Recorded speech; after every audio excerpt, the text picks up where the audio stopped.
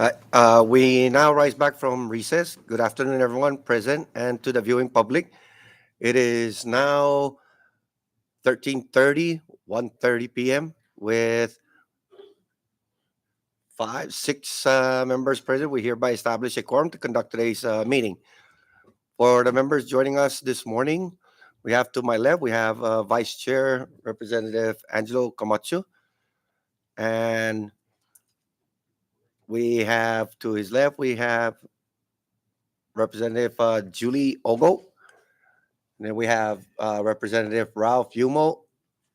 And to his left, we have Representative Diego Camacho. To his left, we have Representative Manny Castro.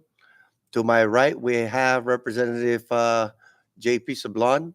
And to his right, we have Representative B.J. Atto. With that being said, we are ready to conduct today's committee meeting. Can I get a motion to adopt today's agenda? Motion has been offered and seconded. Any discussion on the motion? All in favor of the motion, please say aye. All who oppose, say nay. The ayes have it. Motion carries. Today's agenda is hereby adopted. The next item on the agenda, we have public comments. Does anyone in the gallery wish to give their public comments on any item on today's agenda? If so, please state your name and agency you represent for the record. I would like to recognize Representative Marissa Flores. Thank you, Chairman. Since, since we don't have any public comment, moving along the order of business, we have nothing under old business. Without further ado, under new business, we have line items A, House Bill 2397, to amend certain provisions of the Commonwealth Public Utilities Commission Act of 2006 and for other purposes. I now open the floor for discussion. Any discussion? I recognize Representative Marissa Flores. Is this the amend? Oh, this is not the one that we had 2397. Yeah. Is this the one where we had that public hearing on? That's- No. Well, This is a different one? yes. Okay, thank you. This was we placed this on during the last House session.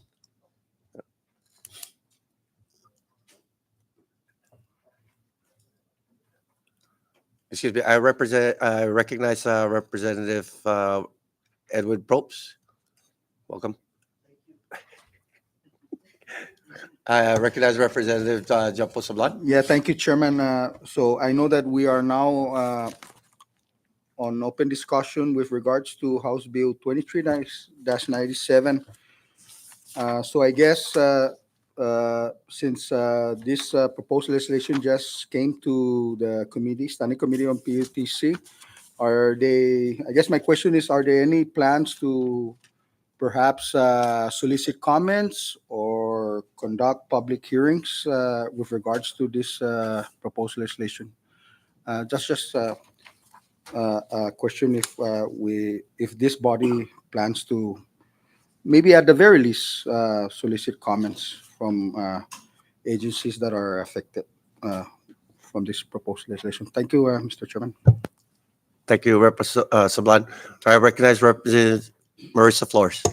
So I noticed that part of this legislation is to really focus on the internal processes. On page 4, line 12, you talk about the accounting system. So my question is, as of now, they have adopted their own accounting system? Because you have a new section in there that says recognize accounting system.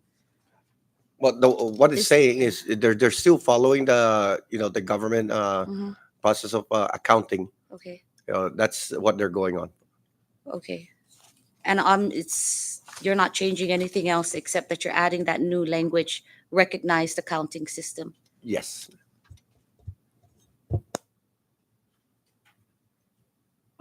Recognize Rep. John Posalan. Yeah, thank you, Chair, for that clarity. I know that there are some strike through on this proposed legislation, and just looking at the proposed legislation, I don't have any objection. I'm actually ready to support it. But uh, just wanted to ask if you ever did solicit any agency at the moment. If there's none, then None. I'm okay with this legislation. Thank you. Yeah, there was never any comments solicited. Yeah. I recognize Representative Flores. So in line with Rep. Sablan, I also agree that obviously this is the commission to establish and promulgate the rules and certain rulemaking authority um, based on their commission rules and laws under the CNMI government, right?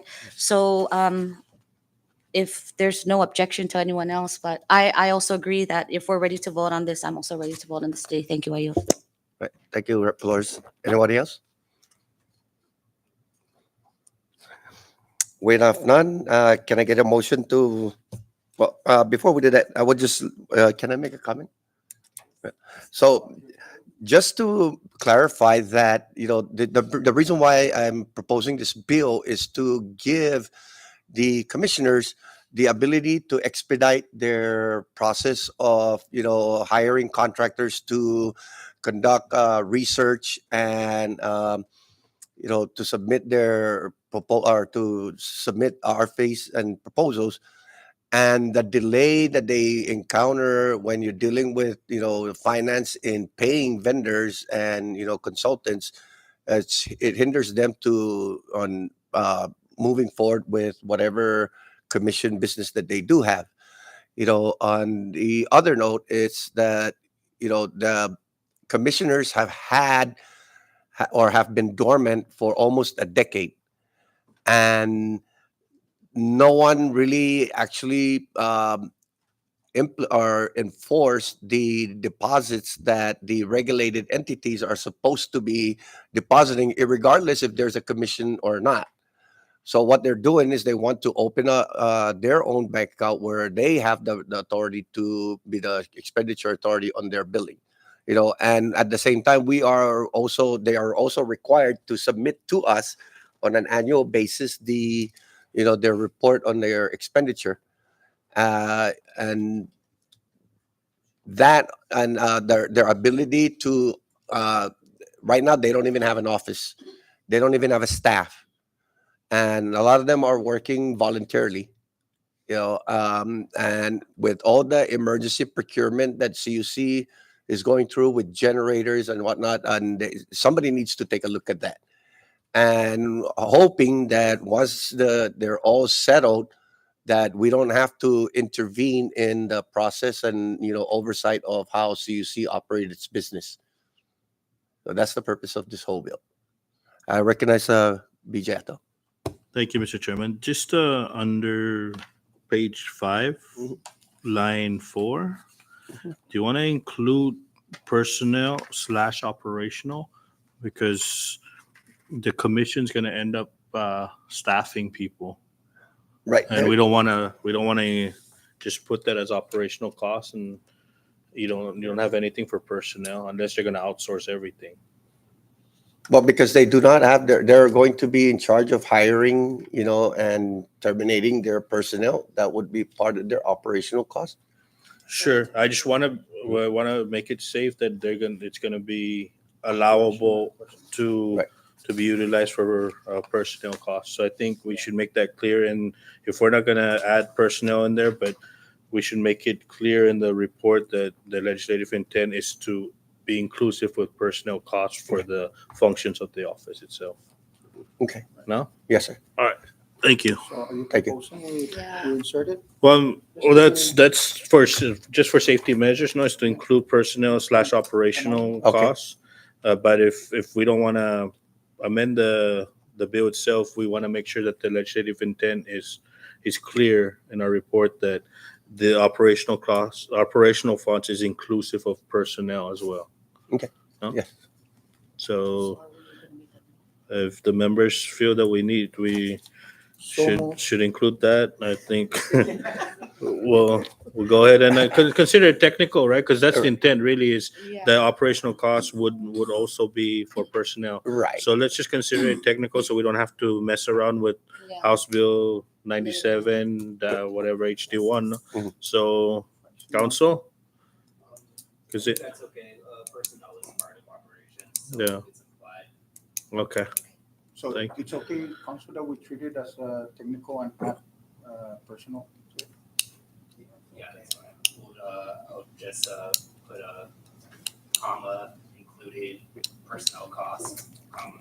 Sure, sure. Thank you, Chairman. Right, thank you. So, anybody else? Ready? All right.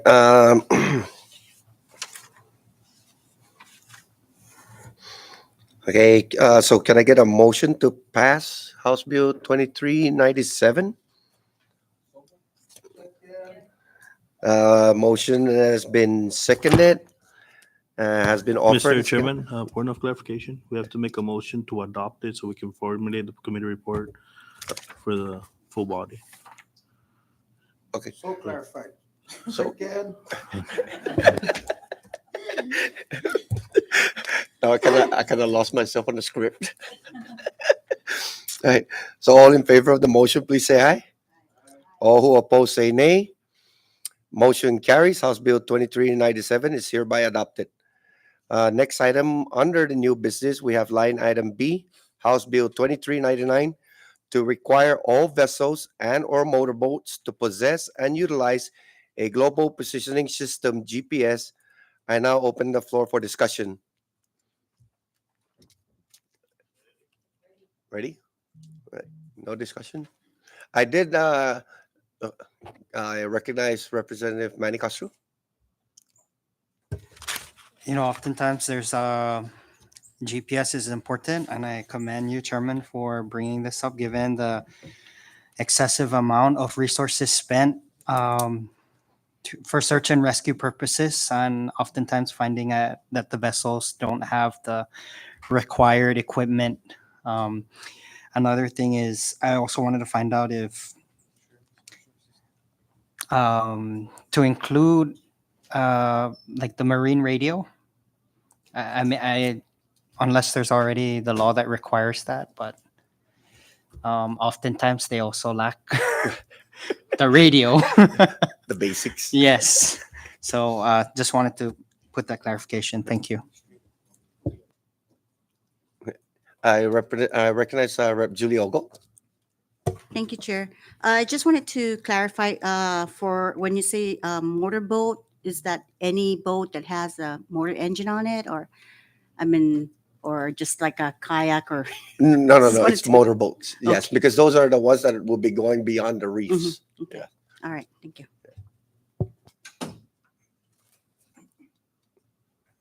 Any other comments? I recognize Vice Speaker. Thank you, Chairman.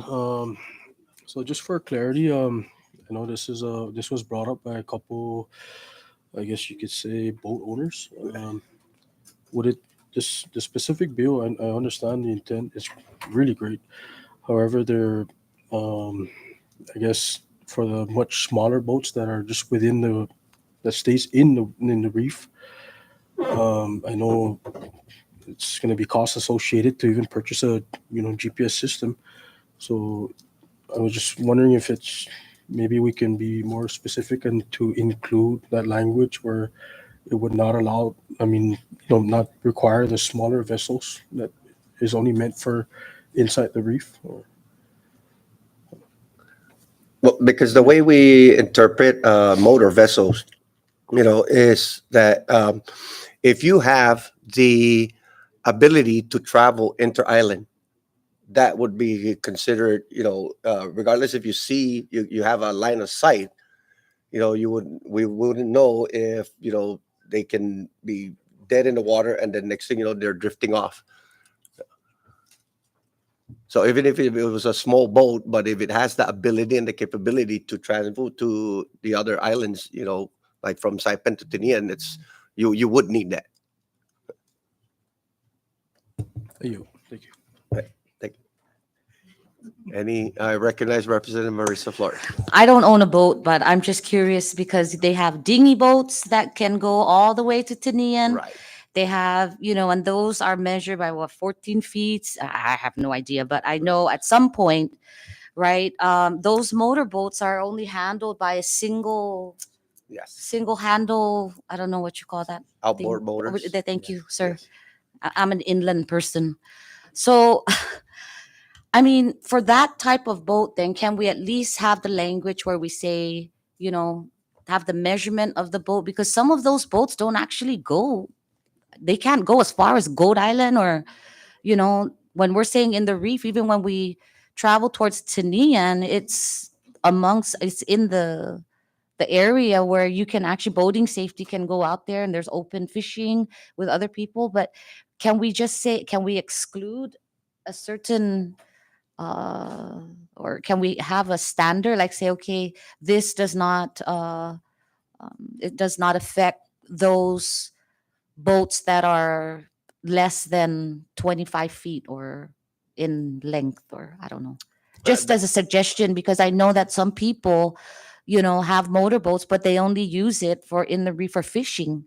Right. And these are considered sustainable employment. Some of them, that's all they have. And to add on that extra burden for a GPS when they're going fishing within the lagoon, I mean, I'm just saying, that's my whole sentiment with that is the dinghy boats don't go as far out as Rep. Angelo suggests. Some of those boats are just really used for in the reef fishing.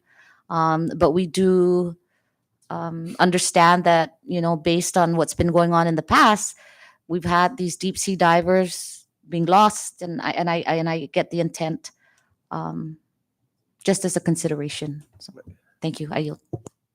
I recognize JP Blunt. Thank you, Mr. Chairman. Although I hear the sentiments of the Vice Chair and our good colleague, Representative Flores, but I understand the argument about small vessels, right, or small boat, if that's the terminology, within the lagoon. But some of these small boats do fishing at night, and like instances where the engine is broken down and there's nobody to save them, and they're drifting through the current of the water and they get into the deep blue sea. Maybe this GPS would be a helping hand for those small boats. So I stand ready to support this legislation. Thank you, Mr. Chairman. So just to point out a clarification, because we made it where it's generalized, is because as Representative Jumpo Sablan mentioned, your intention might be just to go fishing within the lagoon, but the fact that you might not have even a radio, but you are required to carry that GPS, because the GPS systems, they do have alert buttons where it'll start pinging out, signal that they're in distress. So your intention might not be to travel outside the lagoon, but the potential of anything, Murphy's law, anything can go wrong, will and is going to go wrong. So it's better to be safe than sorry, because the cost of having a GPS in today's market, you could get a cheap one for less than 100. But if you don't spend that, but then we have to deploy our emergency response team that can cost, over, tens of thousands of dollars, far outweighs, that not needing it, to put it that way.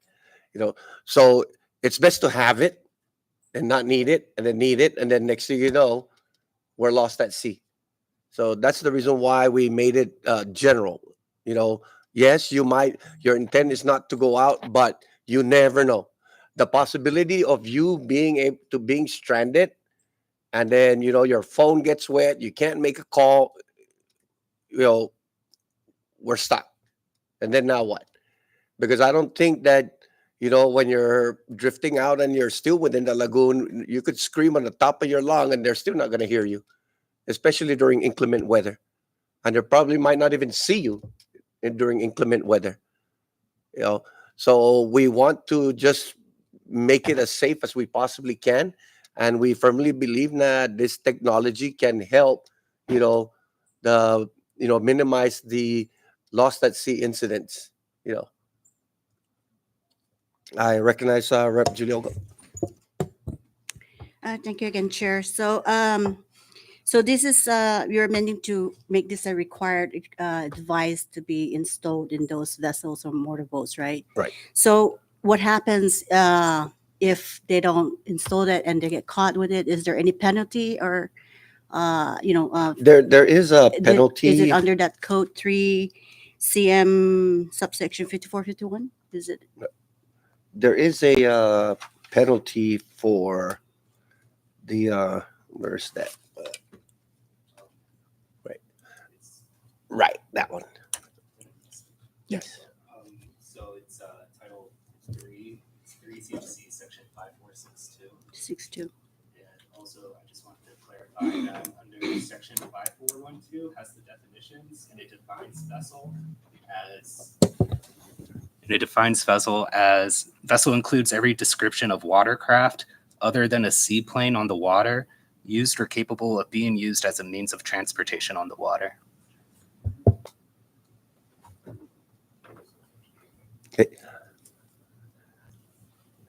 Uh, is it good? Oh, yes, thank you. Any other comments?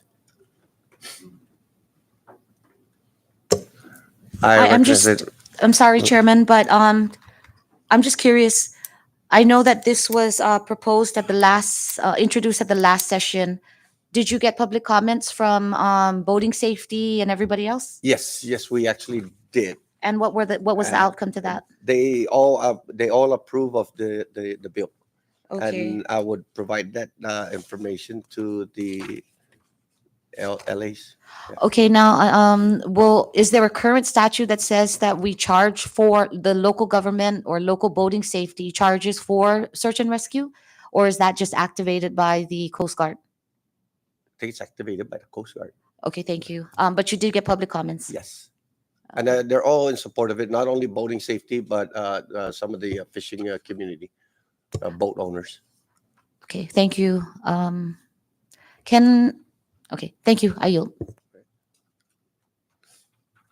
And just to clarify, also, like the reason why a lot of boat owners approve of this bill and agree to this bill is because it puts all fishermen that are out there, at a panic mode when there's a distress signal calls out. Because when the distress signal gets called out, all vessels in the vicinity are required by Admiralty law to, stop their fishing or, water entertainment or whatever it is that they do, that to go out there and rescue. And that is under Admiralty law, that any distressed vessel, right, or anyone that are out in the ocean that receives a distress call has to go out and perform a search and rescue as well. And it's not just the Coast Guard or the boating safety. Everyone out there that's required, they got to go. I recognize Representative Bijato. Thank you, Mr. Chairman. Council, you read the definition of motorboats. Can you go back to that, please?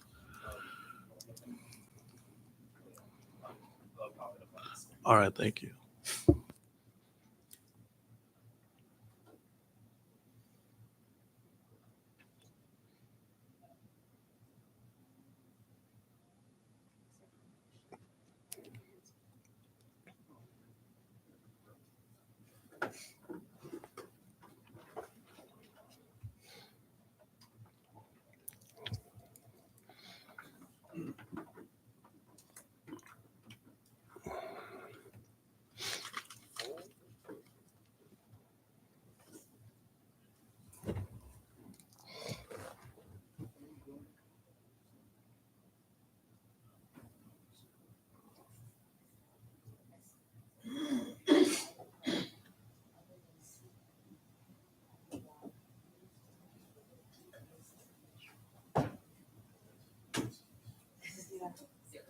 So this by definition it would include like jet skis as well, right? Yeah, outside of seaplane. For I guess for Saipan's a little bit different because we have a reef, no, we have a lagoon. For Rhoda and Tinia, it's a little bit different because it's open ocean. I mean, this bill is really for the safety of uh, of our people when they go into the waters.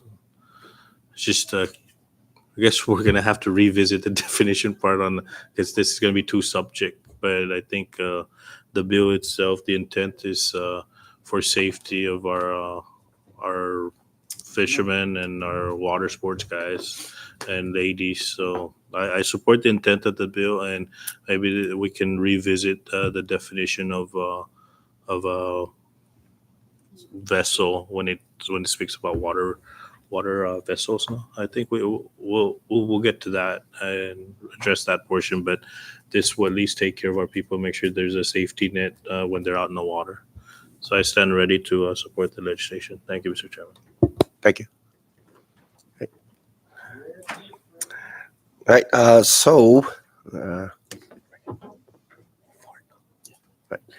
can I get can I get a motion to pass House Bill 2399? Motion. Motion has been offered it and seconded. Any discussion on the motion? All in favor of the motion, please say aye. All who oppose, say nay. Motion carry. House Bill 2399 is hereby adopted. Last item on under new business, we have line item C, discussion on the CUC oversight. I now open the floor for discussion. I recognize Mrs. Flores. Do you have any dates set? Have you set these dates already?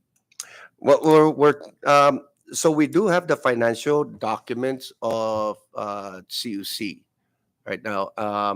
We're trying to get the numbering system together for Mhm. the documents. At the same time, we're also submitting another 1309 to get the current arrears of CUC. Going along with all the other 1309s, we're requesting for their master plan, which is also required under stipulated order, which we also understand that they still don't have it. Together with their financial, their requirement to have their CFO. We're also asking them for their grid stability study that is still nothing. We're asking also for their feasibility study, which is still nothing.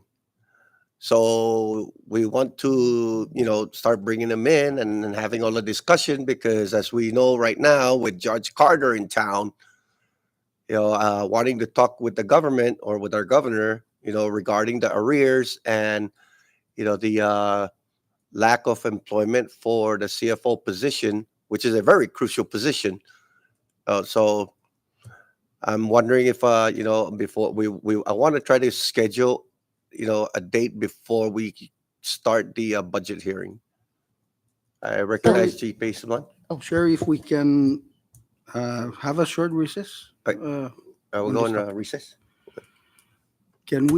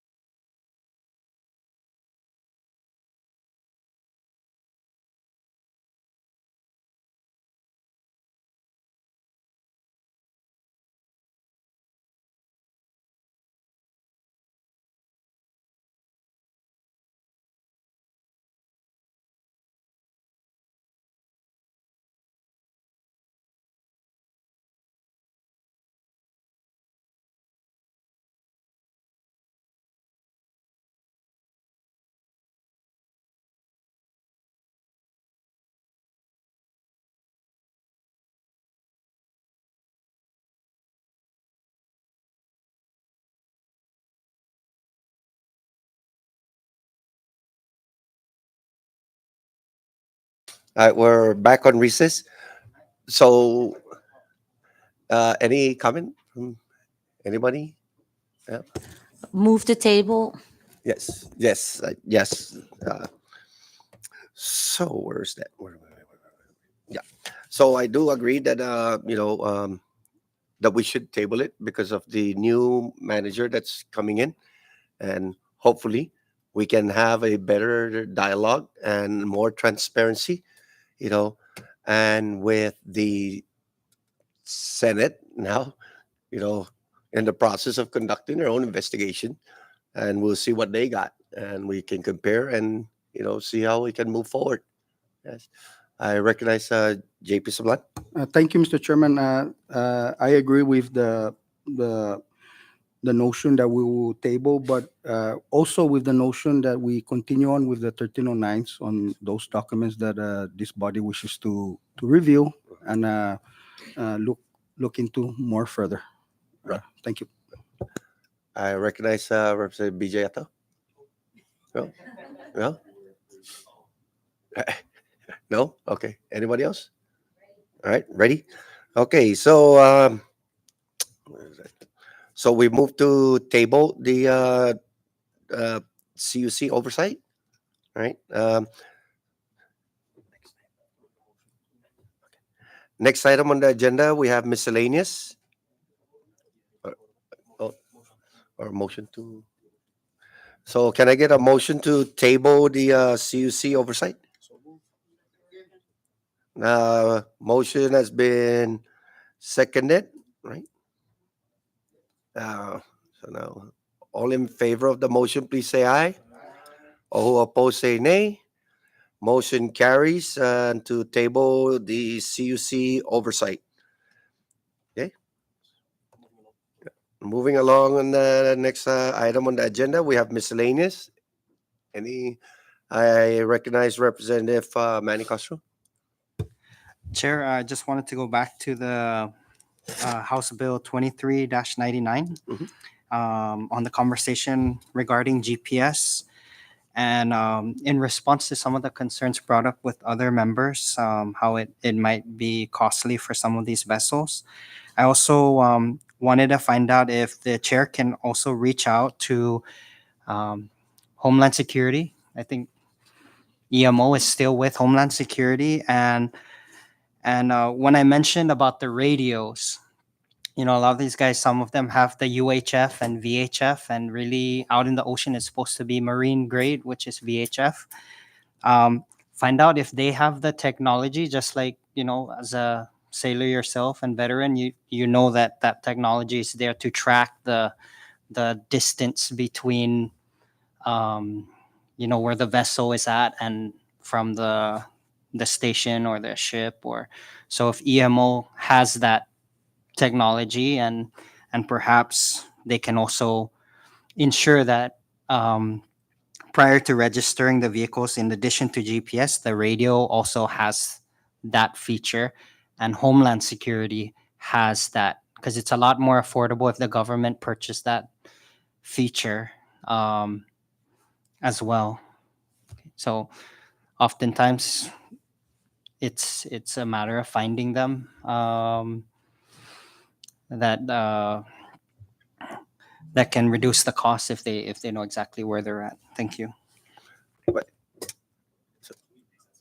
Let's go to recess real quick.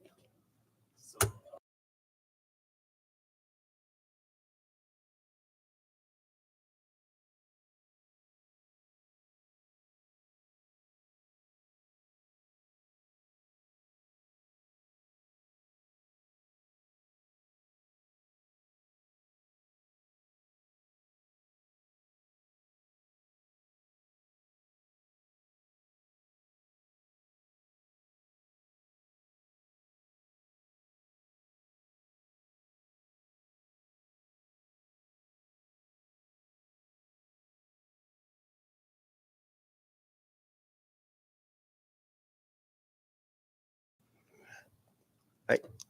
Ready? Right.